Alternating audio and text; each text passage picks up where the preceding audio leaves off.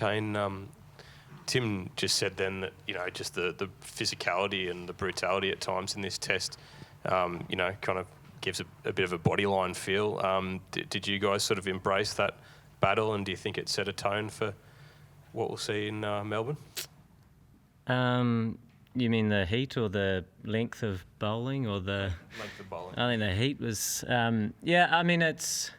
I suppose a tactic, certainly on a pitch like this, that when it did age and there were cracks and the bounce became a little bit more variable, then, it proved to be sort of effective. But, it's not for everywhere. But it's also something that the likes of Neil Wagner's been very successful doing for us in his role for a long period of time. So, I don't know if it says any more than what we had in this match, but we'll wait and see.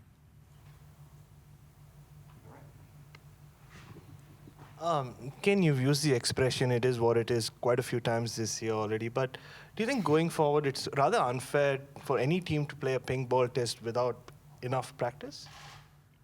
It's hard to blame preparation because it's always impossible to know what the perfect preparation is, but there are some parts to the pink ball test that are unique.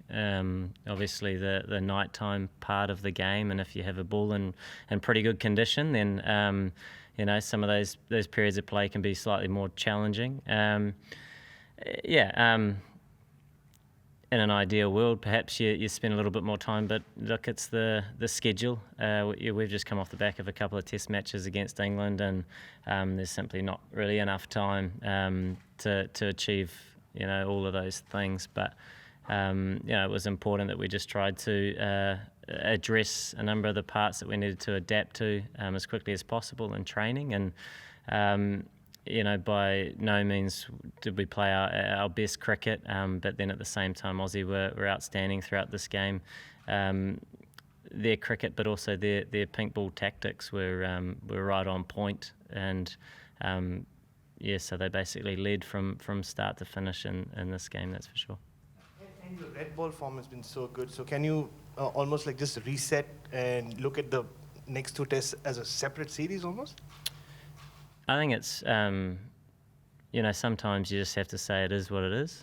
No, just joking. And look at the game and move past it, but reflect on it and try and be better for it. Yes, there's the pink ball and there's a number of parts to it that are different, but at the same time, it's tough cricket, and for us, it's making those adjustments as quickly as possible. But now we go from here to the MCG in sort of 12 days or whatever it is, and we'll have to adjust to those conditions and come back to the red ball. So the guys will look forward to a couple of days sort of reflecting and then prepare for the next match. Are you expecting Trent to play in Melbourne? His fitness is looking likely. It was a close one for this one, so certainly hopeful that he'll be fully fit for the next match. Okay, as a team, you've bounced back from defeats on the road in the last 18 months impressively in UAE and Sri Lanka. Does that give you confidence that again you can do it on this tour?